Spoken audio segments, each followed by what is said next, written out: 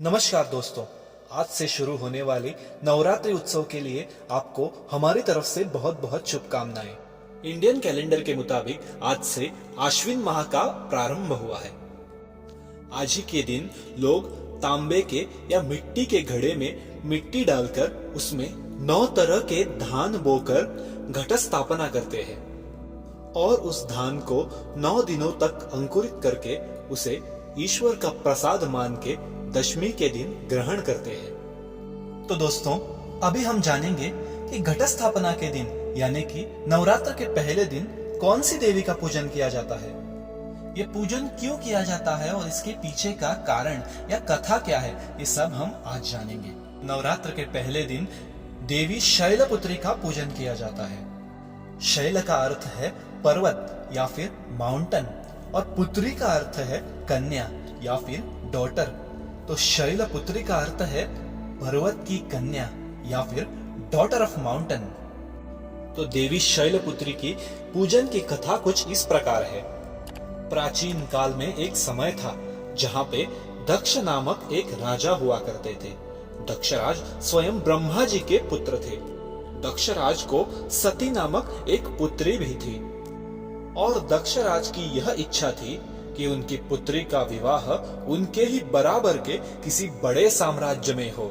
लेकिन सती पुत्री को ना ही किसी राजा में रुचि थी, ना ही उसके रजवाड़े में। उसके मन में तो भगवान शिव से विवाह करने की तीव्र इच्छा थी और इसी कारण सती ने अपने पिता दक्षराज से बहस करके पिता का घर छोड़ के भगवान शिव के पास उनसे विवाह करने चली गई और इस विवाह को कई साल बीत गए।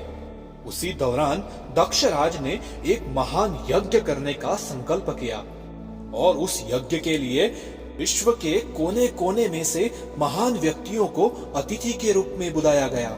लेकिन इस यज्ञ में ना ही सती को आमंत्रित किया, ना ही उसके पति महादेव शिव को। इस अपमान से सती देवी बहुत क्रोधित हुई और इसी क्रोध में उसी यज्ञ मंडप में आके दक्षराज से विलाप करके उसी अग्नि में स्वयं को समर्पित करके अपने जीवन को समाप्त कर दिया। सती शोक में भगवान शिव क्रोधित हुए और हजारों सालों के लिए समाधि में चले गए। उसी दौरान तारकासुर नामक एक राक्षस का जन्म हुआ और उस राक्षस ने ब्रह्मा जी से वरदान प्राप्त कर लिया कि उसकी मृत्यु केवल शिव के पुत्र से हो। और भगवान शिव तो सती के बिना किसी से विवाह करने के लिए तैयार ही नहीं थे। तभी भगवान विष्णु ने और अन्य देवों ने माता सती से पुनर्जन्म लेने की इच्छा प्रकट की। उसी दौरान हिमालय का राजा हिमनग को भी पुत्री की इच्छा प्रकट हुई और माता सती ने हिमनग के घर में पुनः जन्म लिया। हिम का मतलब होता है पर्वत और उसी पर्वत की पुत्री पार्वती के नाम से प्रचलित हुई।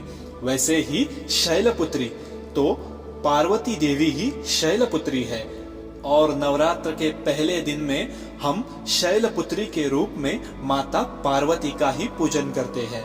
तो दोस्तों, ये थी माता शैलपुत्री की नवरात्र उत्सव की प्रथम दिन की कहानी।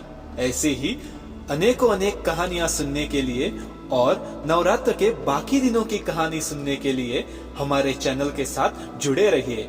अगर हमारे एफर्ट्स आपको अच्छे लगे तो हमारे चैनल को लाइक और सब्सक्राइब कीजिए। धन्यवाद।